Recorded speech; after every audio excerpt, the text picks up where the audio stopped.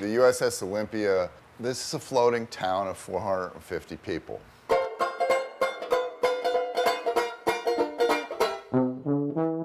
Everything that's important to American society and necessary to support 450 people is on here. The ship was built before we had aircraft, so there was no real way of getting home quickly or even at all. So our first crew, for instance, was on here for 3 years straight, which back then was your entire Navy enlistment period. It's not just where they lived, it's where everything happened.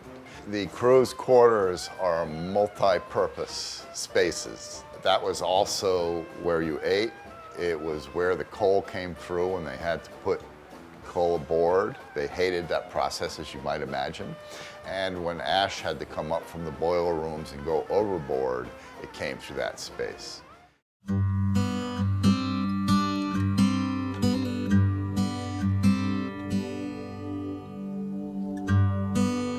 Olympia reflects one of our first modern steel warships, and modern in a way that she was designed for what we call the blue water Navy, the Navy that can cross the ocean, the Pacific or the Atlantic, and stay abroad for long periods of time. Before that, we had wooden ships that weren't quite as capable.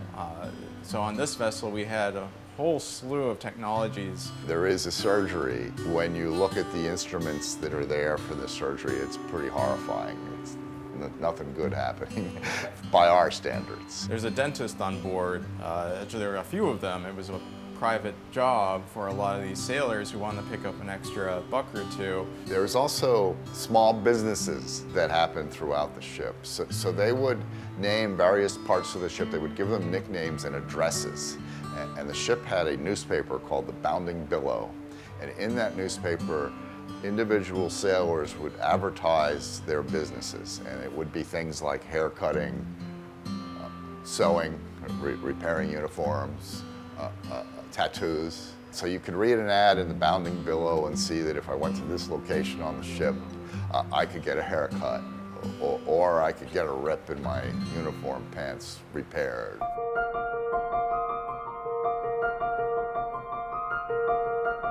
There was a baseball team, there were rowing teams, boxing was really big. They would box on top of the engine room hatch. They would make a impromptu boxing ring, essentially, on top of the engine room hatch. They also would do kind of fun carnival games, like pie eating contests, and they would always put something weird in there, like a sock or a rag or something.